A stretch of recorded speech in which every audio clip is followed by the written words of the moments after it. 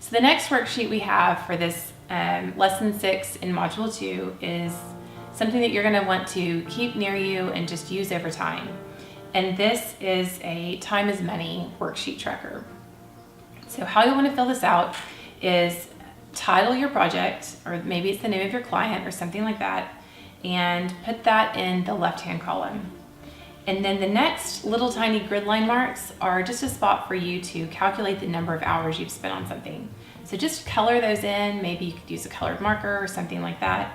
And you'll basically build a bar, and you're basically building a graph for how much time does each project take you. Now when you're finally finished with the project, total the number of hours and put those in the hours column. Then after you've billed your client and received payment on it, take out your expenses and come up with your net income. So you'll take the total dollar amount that you were paid for the project. You're going to subtract the total number of expenses that you invested in making that project happen, and you're going to end up with a net number. I want you to put that number in that next column. And then I want you to take that net number, that profit number, and divide that by the number of hours you worked. And what you'll end up with is your net hourly rate.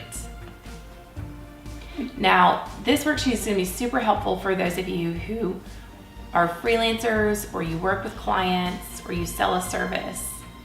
If you have an information-based business or a product-based business, your projects are going to be a little bit different to track. But I've noticed that in my life, I still have projects that I'm investing time and money in, and it's important for me to know how much money I'm making per hour on each of those projects before I commit to them. And so I've started to use a worksheet like this to help me figure out which projects I should say yes to and which projects I should say no to. So let me give you an example of how this could work.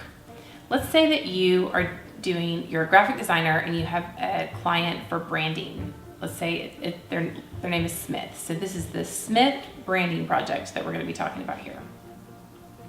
Let's say that the total number of hours you spend on the project is 10. You've spent 10 hours working on this project. And let's say you charged the Smith client $2,000 to complete their branding work. And the expenses that you have associated with this project are $500. So an example of expenses could be how much, if you're using Adobe Creative Cloud, what is your monthly subscription cost on that? This could be any materials that you've bought for the project. If you're a photographer, this is going to be things like your film, different equipment that you use. You could come up with a dollar amount, and basically consider incorporating your camera as an expense to your client by estimating the total number of shoots that you think you'll use that camera for, and dividing the total cost of the camera by that number of shoots. If you're an interior designer, an expense might be gas or mileage. An expense is always coffee with a client, or picking up the tab for cocktails or dinner with a client. Now, if you're selling a product, your expenses are going to be a little bit different. And so I encourage you not to use this worksheet don't use this worksheet to track your products, only use this to track your projects. So if you're a baker, maybe a project is a wedding cake. So a project is typically something bigger than a product. It might be a one-time thing and is not easily going to be duplicatable. So back to our example for Smith branding.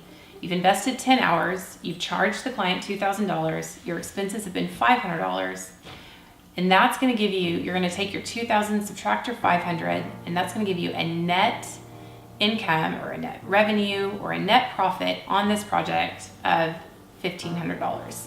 Now that might not be your total business's net profit, but it's going to be the money that you made on this project. So what I want you to do is take the $1,500 net that you made on this project, divide that by 10, the number of hours that you spent working on the project, to get your net hourly rate, and that's $150 per hour.